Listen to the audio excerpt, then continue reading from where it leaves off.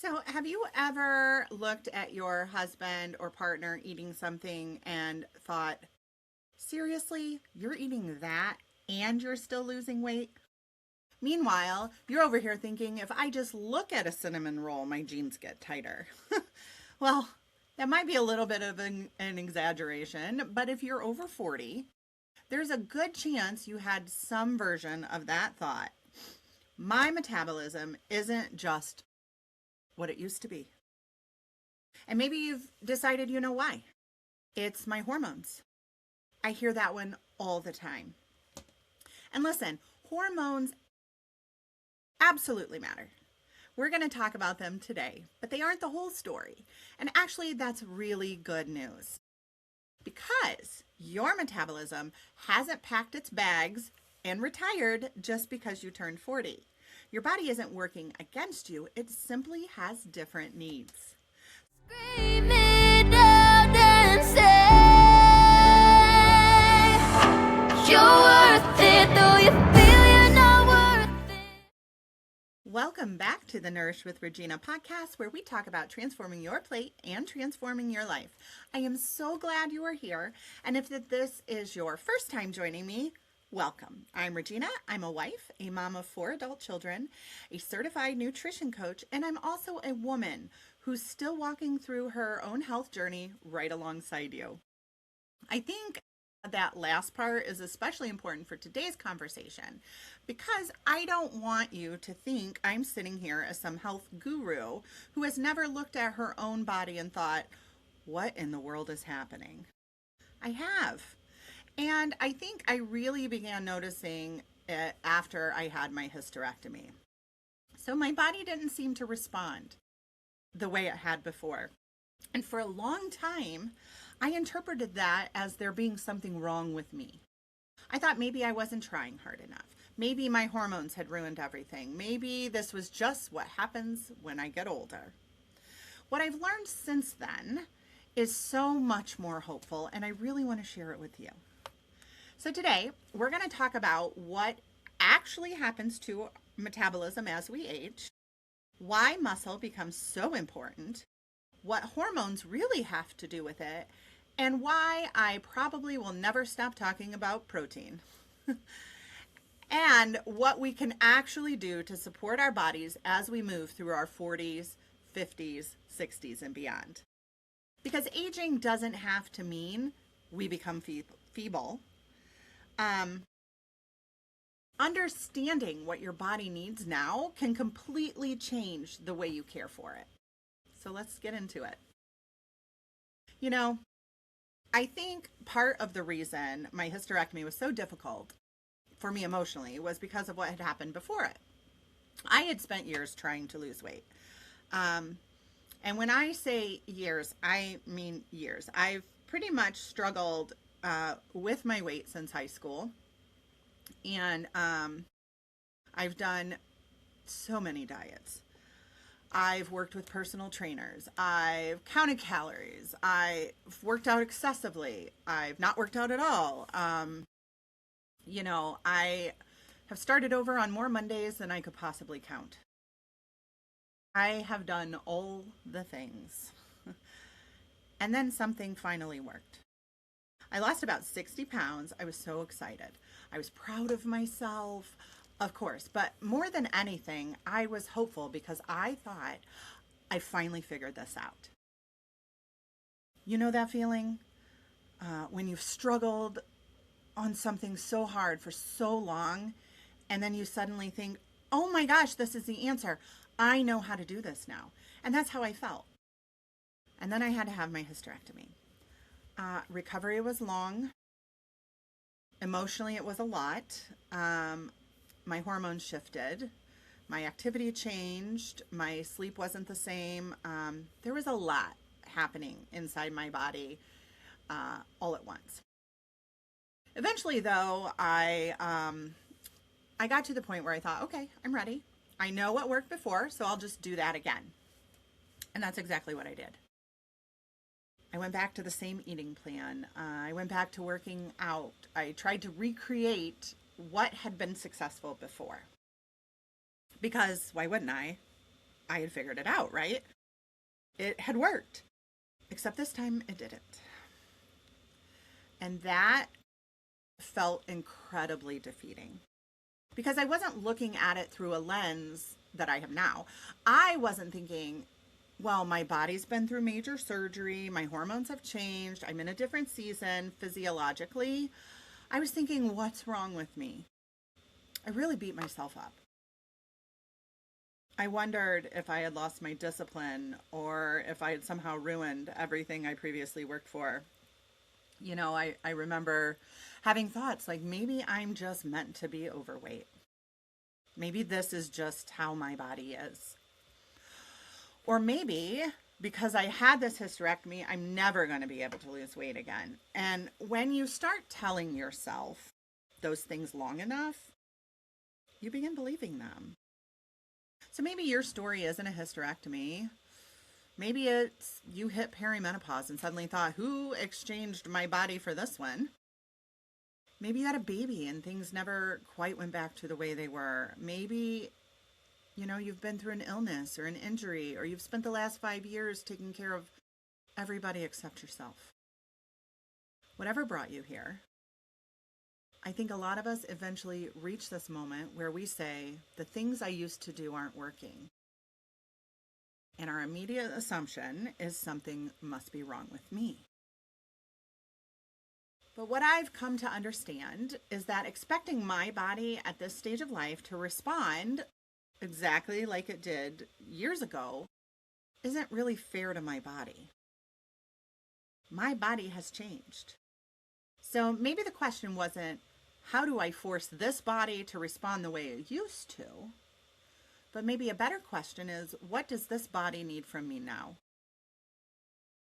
And that's where this conversation about metabolism gets really interesting. So what actually changes, right? So I want to be clear. Something does feel different. I'm not going to sit here and tell a 55-year-old woman, oh, it's all in your head, nothing changes, because that's just not true. And of course, things change. But the science around metabolism actually is much more interesting than the story we've been told. So one of the things that surprised me when I really started digging into the research was that a large study published in Science that looked at energy expenditure across the human lifespan.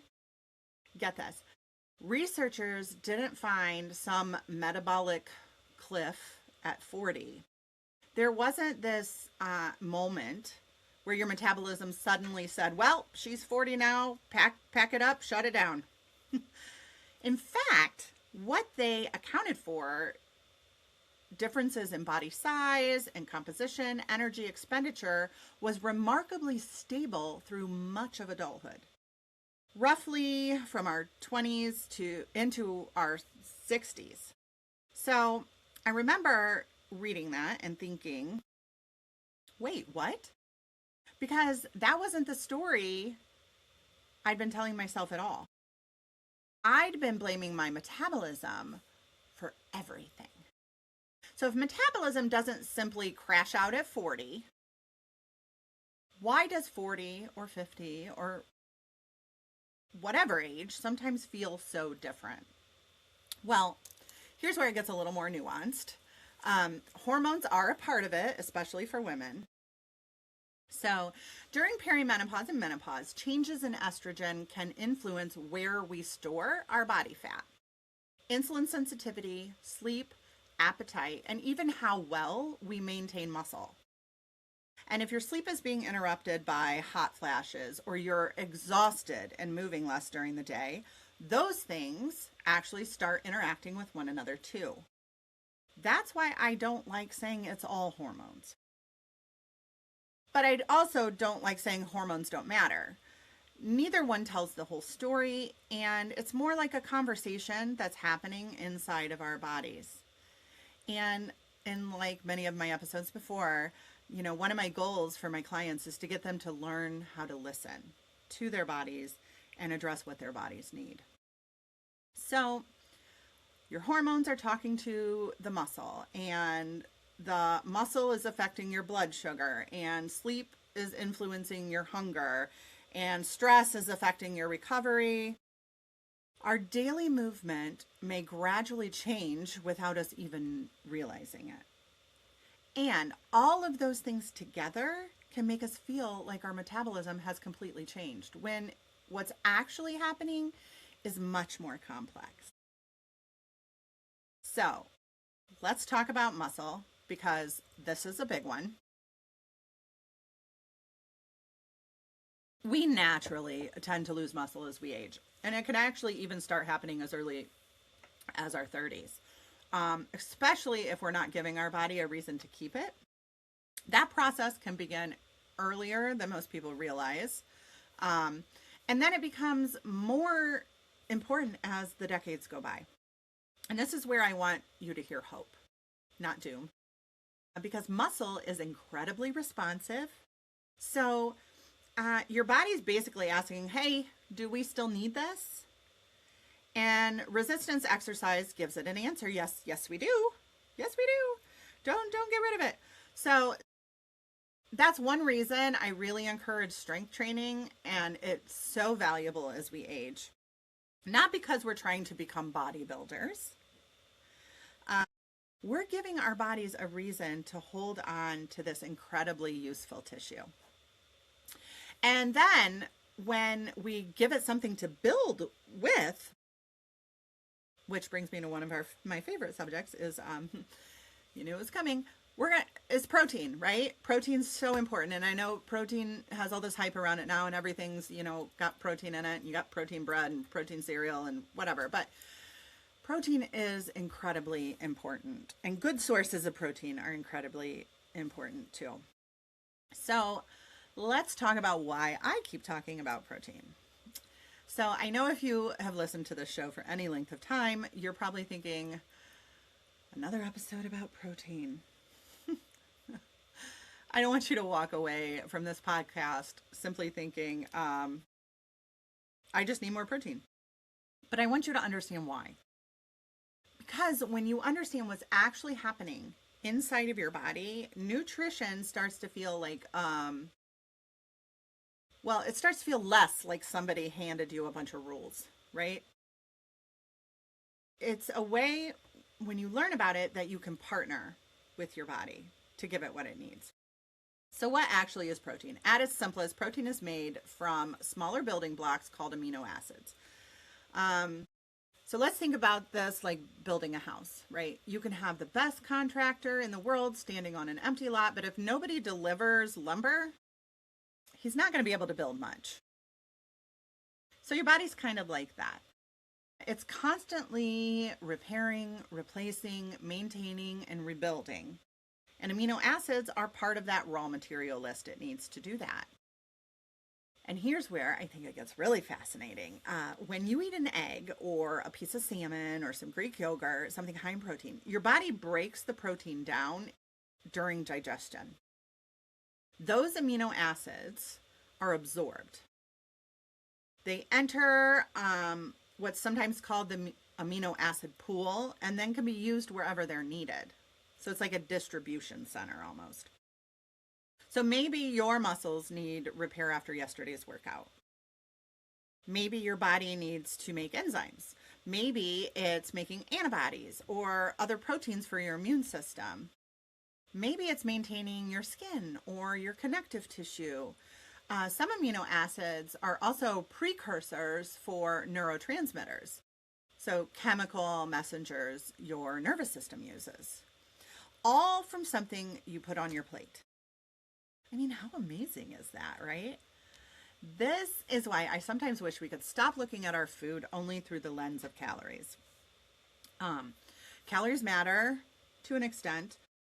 Energy balance matters. And I'm not saying they don't, but food is much more interesting than that. It's fascinating, really. So your lunch isn't just 450 calories. It's new information. It's raw materials. It's protein your body can break into amino acids. It's fiber that your gut microbiome can interact with. It's vitamins and minerals that participate in chemical reactions happening inside your body. It's fat that helps with cell membranes and the absorption of certain vitamins. And suddenly that plate looks a lot different, doesn't it? Protein becomes especially interesting as we get older because our muscle doesn't respond quite as enthusiastically as they did when we were younger. So there's a term for this. It's called anabolic resistance. So don't let the fancy name scare you. Basically, the muscle building process and response, when it's given protein, a dose of protein, can become blunted with age. It just doesn't respond as quick and as vigorous as it used to, right? So the signal that may have gotten your body's attention pretty easily when you were younger sometimes needs to be a little stronger now. So, it's like some guys watching sports. You can say their name from across the room, nothing. Say it again, nothing. Eventually, you have to stand between them and the television going, hello. It's the same person. He just needs a stronger signal, right? So that's obvious, a very simplified analogy, but one way to think about protein and aging muscle. But there's another half of that equation that's really important, and that's resistance training. So protein provides building blocks. Strength training tells the body what we'd really like it to do with some of them. So those two things work beautifully together. And that matters for far much more than how toned our arms look. Muscle is involved in glucose metabolism. When our muscles contract, they can take up glucose. And regular activities improve insulin sensitivity. So muscles give us strength, of course, but it also gives us capacity or the ability to keep doing things for ourselves. And that's the part I care more about as I get older. I'm not strength training because I want to punish myself for what I ate last night. I'm training for the woman I want to be later. I want 70-year-old Regina to pick up her suitcase.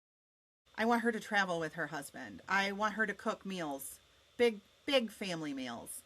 I want her to be able to get down on the floor and perhaps more importantly, get back up. I want to have the strength to participate in my own life. And when I think about exercise that way, it feels completely different. I'm not exercising because I hate the body I have. I'm building strength because I love the life I hope for. The life I want to live, the woman I want to be in 10, 20, 30 years. And that brings me to something else I've been thinking about. I don't know that we're actually afraid of aging itself.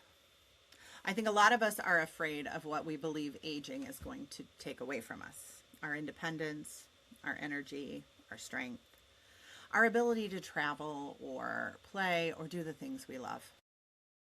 We hear getting older, and somewhere in our minds, we picture becoming feeble.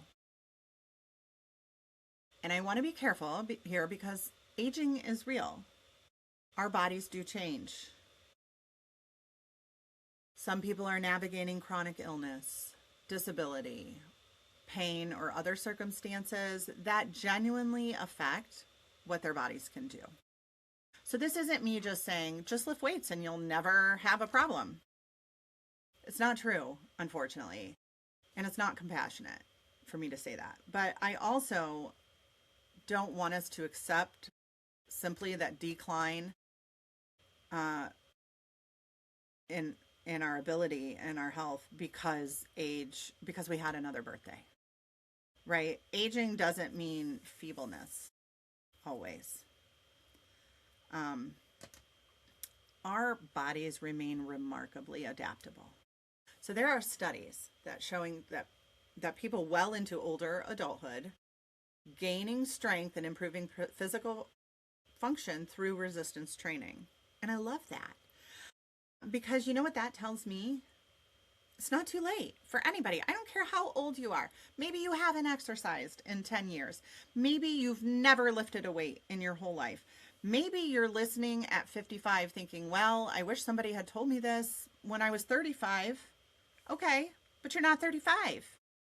You're here today. So what can we do with today? That's a question I find myself asking more and more. I can't go back and change how I cared for myself at 25. And believe me, I could have done a better job. And I really don't want to spend the rest of my life chasing a younger version of myself. I'd much rather invest in the woman I'm becoming. Sometimes I picture her. 70-year-old Regina, 80-year-old Regina. I have no idea what she'll look like. And quite frankly, she'll probably be trying to cover the gray still because I'm already doing that. But I know how I hope she feels. I hope she feels strong enough to travel. I hope she's still cooking for the people she loves. I hope she's walking around with her husband, God willing. I hope she's able to play with the grandchildren and be active in their lives. I hope she's serving God and her community in whatever way she's called to in that season. And yes, I hope she can still get up off the floor. That's what I'm training for. Not youth, life. And when I look at aging through that lens, it doesn't feel like the enemy anymore. It feels like another season I'm being invited into. Ecclesiastes reminds us that there is a season for everything. And I've always loved that. And maybe part of healthy aging is accepting that the way I steward my body in this season is going to look different than it did in a previous one, or even a future one. Different doesn't mean worse. Different doesn't mean broken. It means I pay attention. I learn. I adjust. And I keep caring for this body that God has entrusted to me. Because I don't need my 25-year-old body back. I need to learn how to care really well for the one carrying me through life right now. And you know what?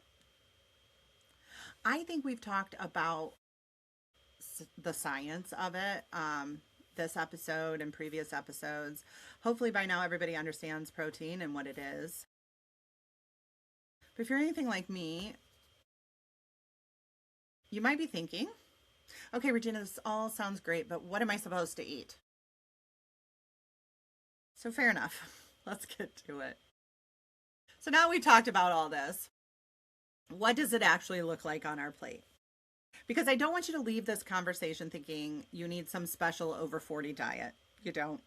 And I definitely don't want you thinking we need to fight aging. I actually hate that phrase. Aging isn't something we're going to win a battle against. It's inevitable. Aging is going to happen to you, and fighting against it just seems futile. Honestly, aging is a gift. I want to age. I want birthdays and celebrations. I want anniversaries. I want the years with my family. I want to see what God still has planned for my life. So I'm not interested in fighting aging. I'm interested in nourishing my body well as I age. And there's a difference. Because when we're fighting something, we're coming from a place of fear. When we're nourishing something, we're coming from a place of care. So let's talk about what this actually looks like with what we're putting on our plate. So we spent some time talking about protein, and I don't want to repeat everything we've already discussed, but I do want you to start thinking differently about where protein fits on your plate, especially at breakfast, because breakfast is one of the meals where I see people, particularly women, really under eating their protein. So maybe it's coffee and toast. Maybe it's oatmeal. You're having a banana on the way out the door, or an apple. There's nothing inherently wrong with any of those foods, but I want to ask, what could we add, right? And that's such a different mindset than dieting, isn't it? Instead of always asking what we need to take away or remove, what does my body need me to add? So maybe your oatmeal gets made with milk or a higher protein milk topped with Greek yogurt, walnuts, and berries. First of all, it's going to be much more delicious than a plain bowl of oatmeal. But secondly, you're adding that we've taken this simple bowl of oatmeal and given it more protein, more fiber, healthy fats, and micronutrients. See how that just transforms it?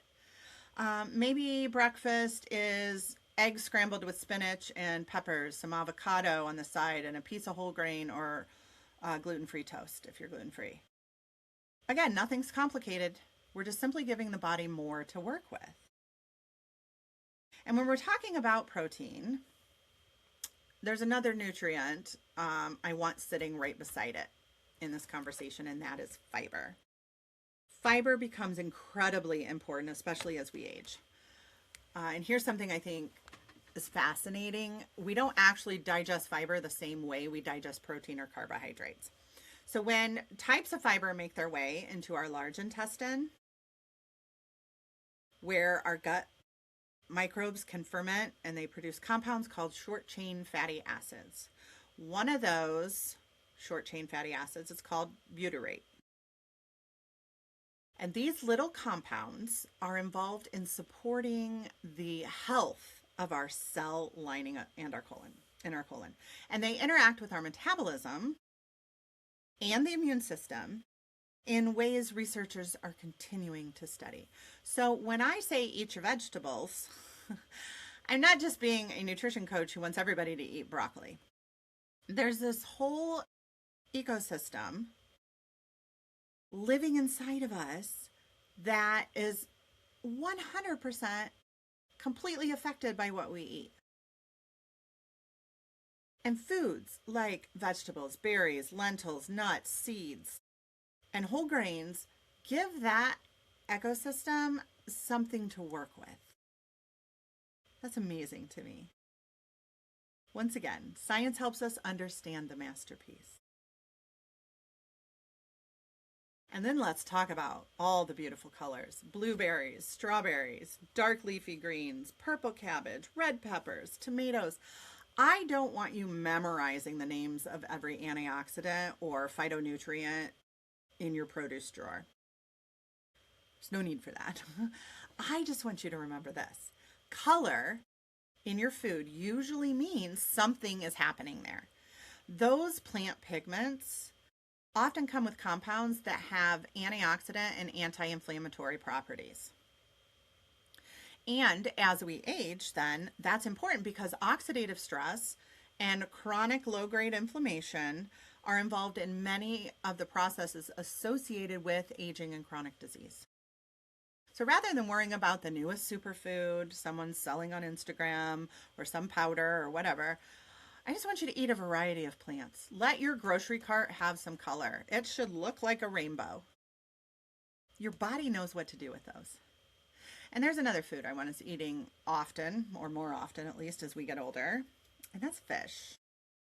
Now, fatty fish especially, like salmon, sardines, trout, and I know some of you just heard sardines and said absolutely not eating that, that's fine. You don't have to eat sardines, I promise.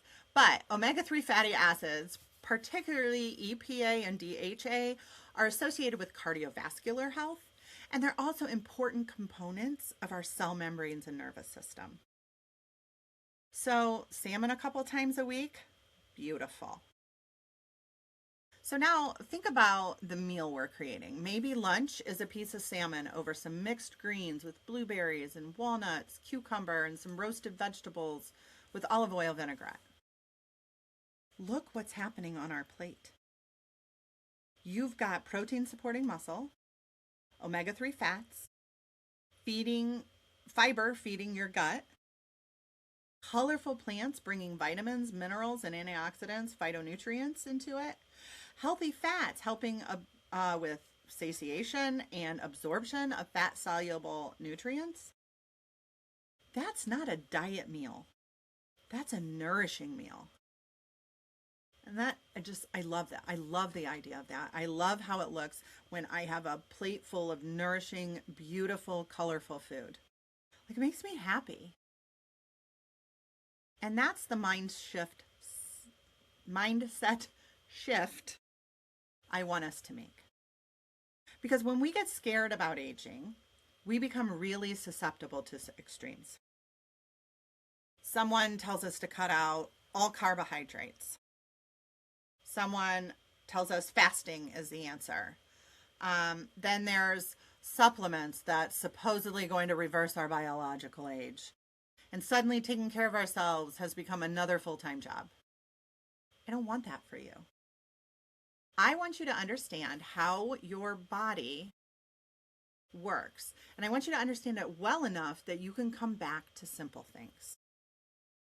Protein, plants, fiber, healthy fats, foods that is as close to its natural form as we can reasonably make it. And enough food to actually nourish ourselves. Not perfect, not every meal, not every day, just consistently. And there's one more thing I want to mention, because I think sometimes we forget that nutrition isn't just about what we eat, it's also about what we drink. As we get older, our sensation of thirst can become less reliable, which means hydration sometimes requires a little more intention.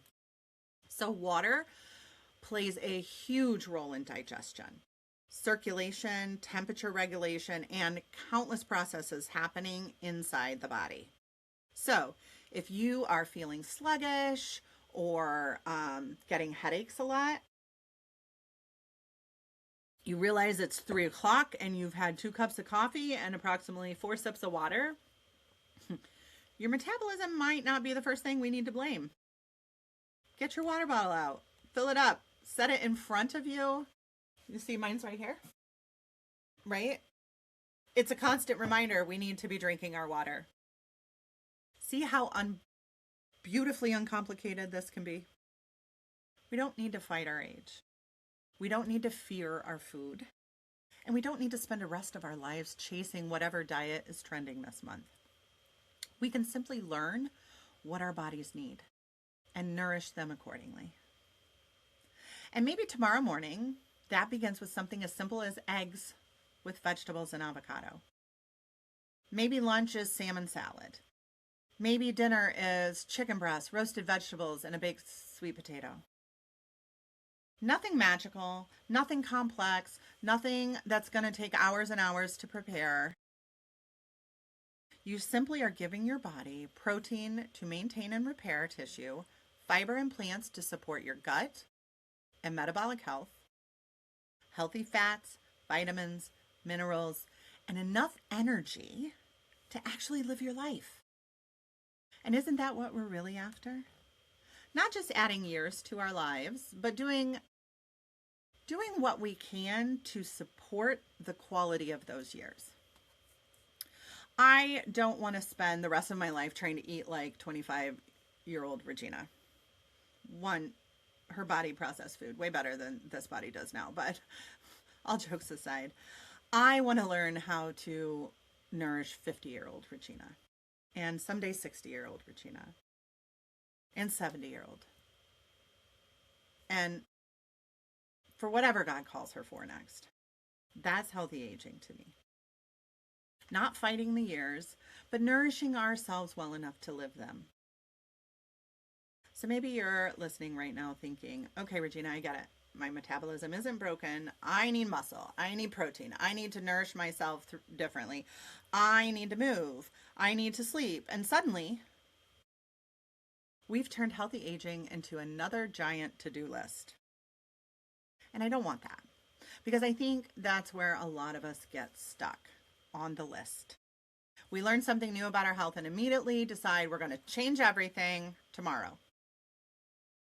We're going to meal prep every Sunday, strength train 4 days a week, eat 30 grams of protein at every meal, drink a gallon of water, get 8 hours of sleep, walk 10,000 steps, meditate, take our supplements, and apparently still have jobs and families. It's exhausting, right? No wonder resolutions and extreme diets don't usually work. We're tired before we even start. So please don't do that. Really. If today's episode has shown you 5 things you could be doing differently, pick one. And ask yourself, what does my body need most from me right now? Not what does Instagram say I need to do, not what did 25-year-old me do, not what is my friend doing. What does my body need from me in this season? Maybe as we've been talking today, you realized I barely eat any protein at breakfast. Great, there's your starting point. Tomorrow morning, don't overhaul your entire diet. Change your breakfast. Maybe just add a couple eggs. Maybe you add Greek yogurt. Maybe you make that oatmeal we talked about and add the protein, the berries, the chia seeds, the walnuts. And then live your life and see how that feels. Maybe you listen to this and realize food isn't your biggest issue. You're eating pretty well, but you haven't intentionally challenged your muscles in years. Okay? You don't have to go join the gym tomorrow and start training for the Olympics. Maybe you just grab a couple dumbbells. Maybe you use resistance bands. Maybe you find a beginner strength workout that feels appropriate for where you are right now. If you have access to YouTube, I'm sure there's tons of them on there. And if you have medical or mobility concerns, maybe your first step is talking with your doctor or a physical therapist about what strength training could safely look like for you. That's still progress.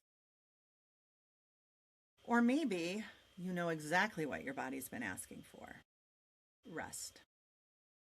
You've been running on caffeine and 6 hours of sleep and wondering why you're hungry, exhausted, and craving sugar by 3 o'clock, and you've been blaming your metabolism. Maybe your body isn't asking for another diet. Maybe it's asking for you to go to bed. I think that's what I want us to get better at as we age. Listening. Not becoming afraid every time our bodies change. Not immediately deciding something is broken, but becoming curious. What's going on here? What has changed? What does my body need? What's it asking for? And then make that adjustment. Because remember what we talked about last week. We're not starting over. We're recalibrating, right? We take everything that we've learned about ourselves up to this point, everything we've learned about our bodies, and we make the next best choice. The next best choice from where we are now. That's it. And then we do it again tomorrow. So I'm going to give you a challenge this week. But I promise I'm not going to give you 7 things to do. Just one thing. I want you to choose one way that you're going to support the body you have today. And I want you to make it specific enough that you actually know whether you did it or not. So instead of I'm going to eat healthier, that's very generalized and broad. I want you to pick a goal that's more specific, like I'm going to eat a protein-rich breakfast this week. Excuse me. Instead of I need to exercise more, maybe it's I'm going to strength train 2 times this week. Maybe your choice is taking a 10-minute walk after dinner, or going to bed 30 minutes earlier, or adding another vegetable to dinner. Drink water before your 3rd cup of coffee. I know I need to do that probably, but whatever it is, choose something that makes sense for you. And then here's the part I really want you to practice. Don't spend the week staring at the scale, waiting for it to congratulate you. Pay attention to your body. How's your energy? How's your hunger? How do you feel after breakfast? Are you feeling stronger? Are the stairs getting easier? Do you feel a little more confident? Remember, those are healing victories too. We're not putting all of our stock in the scale. Because this isn't about seeing how quickly we can change our bodies. It's about building a relationship with our bodies that can carry us through the rest of our lives. And if you're 45 or 55 or 65, I hope today helped you realize something. You haven't missed your chance. You're not too old to become stronger. You're not too old to change the way you eat. You're not too old to improve your health. And your metabolism isn't sitting somewhere inside your body with its arms crossed saying, sorry, should have called me when you were 30. Your body's still responding, still adapting, still communicating with you. And you still get to participate in what happens next. Your body is not working against you. It simply has different needs now. And maybe healthy aging begins when we stop wishing those needs were different and start learning how to meet them. You know, as we wrap up today, I hope you leave this conversation feeling a little differently about getting older. I hope the next time you catch yourself saying, well, I guess this is just what happens after 40, you stop for a second. Because yes, your body is changing. Mine is too. But different doesn't mean broken, and different certainly doesn't mean we're done. We're learning, we're adjusting, we're nourishing. We are figuring out what our bodies need in this season, and we're choosing to care for it well. And I don't know about you, but I think there's something really beautiful about that. We don't have to spend the rest of our lives fighting our age or desperately trying to get back to the bodies we had 20 years ago. We get to nourish the bodies we have today. While we're building strength, while we're learning and adapting, and while we're living the lives we still want to live tomorrow. And if you've been listening today and thinking, Regina, this is exactly where I am. I know I want to feel better. Honestly, I don't know what my body needs anymore. And that's exactly the kind of thing that I help people work through in my nutrition coaching. Because knowing you should eat healthier isn't usually the problem, is it? Most of us already know vegetables are good for us. The harder part is figuring out what healthy eating looks like for you.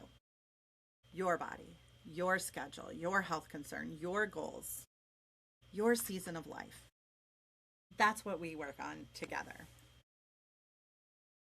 My coaching isn't about handing you another restrictive diet and sending you on your way.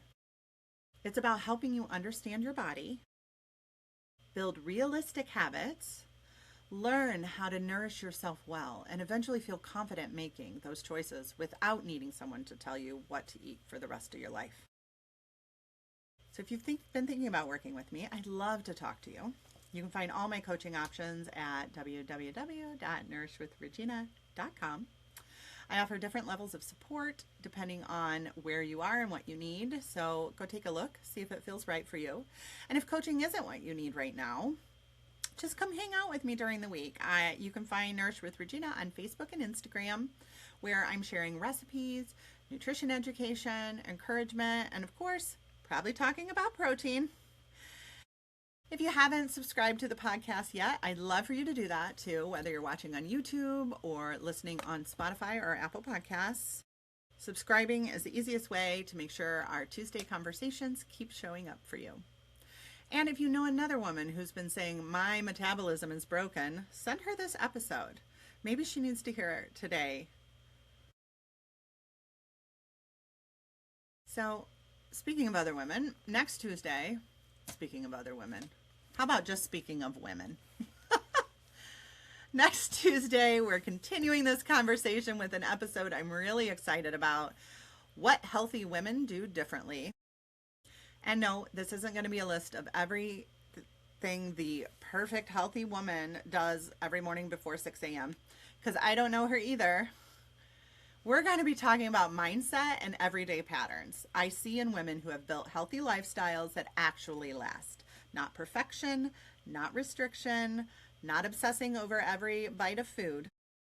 We're going to look at what they understand about nourishment, movement, consistency, rest, their relationship with food, and what they do when life inevitably gets messy.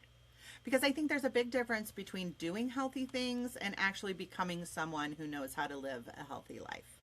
And that's what we're going to talk about next week. But for today, I want you to remember the one thing we started with. Your body isn't working against you. It simply has different needs now. So listen to it, learn from it, be patient with it, have some grace for yourself, and nourish it well for all the years you're blessed to live in it. Thank you for spending this time with me today. I really do appreciate you. I will see you next Tuesday for What Healthy Women Do Differently. And until then, keep nourishing your body one simple choice at a time.